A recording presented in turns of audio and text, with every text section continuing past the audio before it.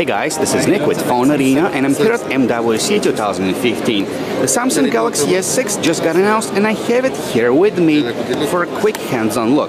Well, what I'm about to do is to compare the Galaxy S6 against the Sony Xperia Z3 flagship. So let's see what sets these two phones apart. Let's start by taking a look at the design of the two phones. The Galaxy S6 is a premium-made phone built of high-quality materials. You get Gorilla Glass 4 on both the front and the back sides of the device. Because of that, the phone is quite shiny, quite reflective, and reflective finish underneath the cover glass also helps.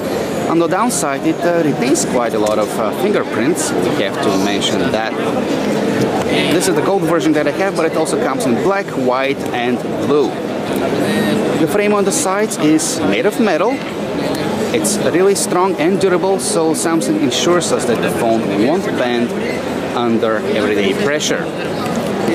In comparison, the Sony Xperia Z3 doesn't really lag far behind.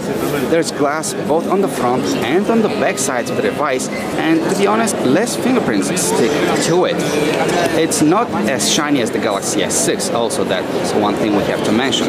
The frame is made of metal as well, save for the corners here, which are made of plastic. The Samsung Galaxy S6 uses a physical home key and capacitive keys for the back and the recent apps functions, while the Sony Xperia Z3 has these navigation buttons built into the user interface. The S6 has a fingerprint scanner built right into the home button, which serves as a security layer for your device. The two phones are neither too big nor too small by today's standards for a flagship device. Still, the Sony Xperia Z3 is slightly taller.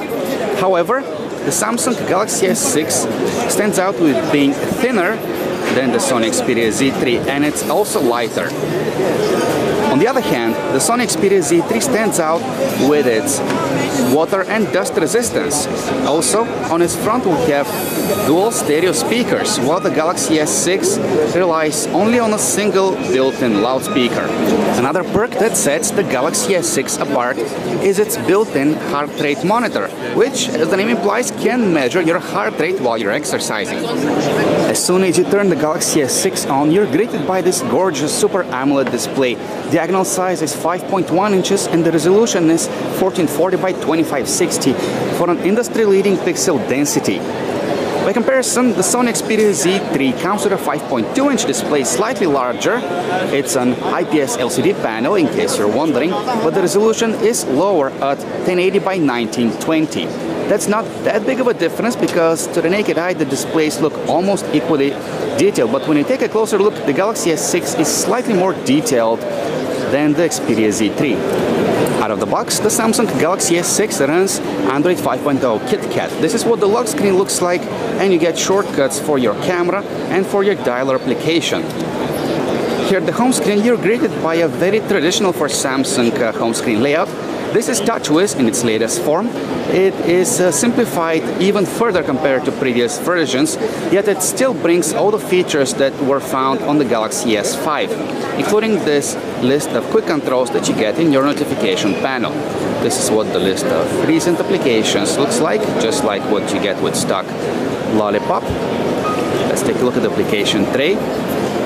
One of the new features that this version of TouchWiz brings is support for themes. So basically you can have your interface changed from the ground up with new icons, new sound, new wallpapers, and that makes the phone much more customizable than before. Disappointingly, the Sony Xperia Z3 is still waiting for its update to Android 5.0 Lollipop. It's currently running on Android 4.4 KitKat.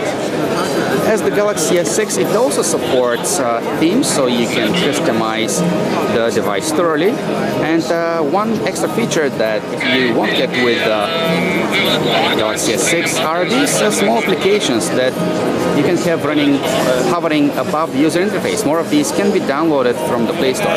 Overall, the interface is quite smooth with a very traditional look and traditional layout with your quick controls and settings up here in the the notification panel. A key feature for the Galaxy S6 is that it runs on a very power efficient yet very powerful processor. It has an octa-core system on chip with 4 2.1 GHz cores and 4 1.5 GHz cores for not so demanding tasks. This is a 14 nanometer silicon, which makes it a lot more power efficient compared to current 20 nanometer solutions.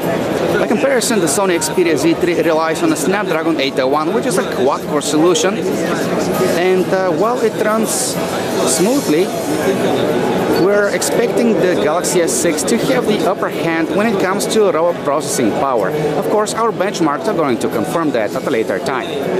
The amount of RAM on both devices is 3 GB. However, the Galaxy S6 uses a new DDR4 memory, which is more power efficient and more powerful.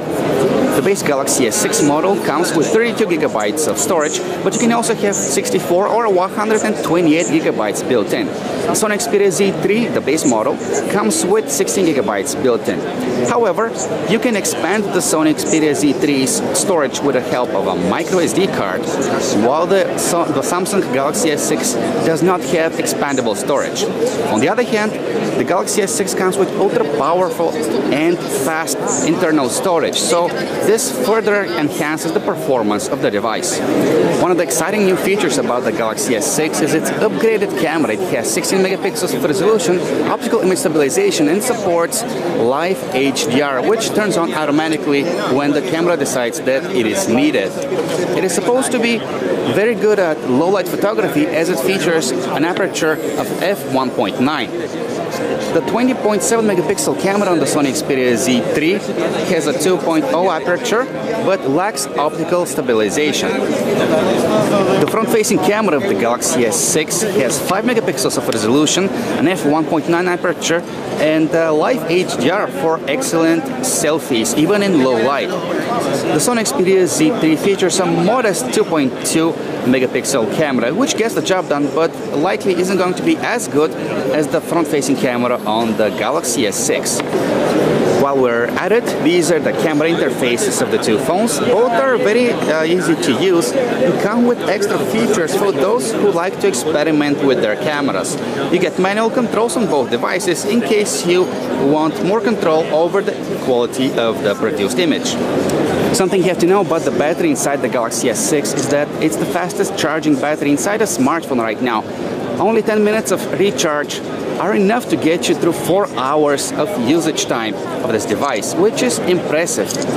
So that concludes our quick comparison between the Samsung Galaxy S6 and the Sony Xperia Z3. To learn more about these two devices, just check out our website, phonearena.com.